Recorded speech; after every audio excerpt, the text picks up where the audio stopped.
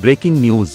पेशावर की मकामी मस्जिद में खुदकुश धमाका करने वाले हमला आवर की शनाख्त हो गई। सिक्योरिटी ज़राए के मुताबिक हमला आवर 2 साल कबल आलमी दहशतगर्द तंजीम से मुंसलिक हुआ और वो पेशावर के नवाही इलाके में रहाइश पजीर था। ज़राए का कहना है कि हमला आवर 2020 में घर से लापता होकर अफ़गानिस्तान मुंतकिल हुआ, जहां इसने 2 साल तरबियत ली। याद रहे कि गुज़िश्ता जुमे के रोज़ पेशावर के इलाके किस्सा खानी बाज़ार की जामे मस्जिद कूचा रसालदार में नमाज़ जुमा के दौरान खुदकुश हमला हुआ, जिसमें 63 अफराद शहीद हो गए।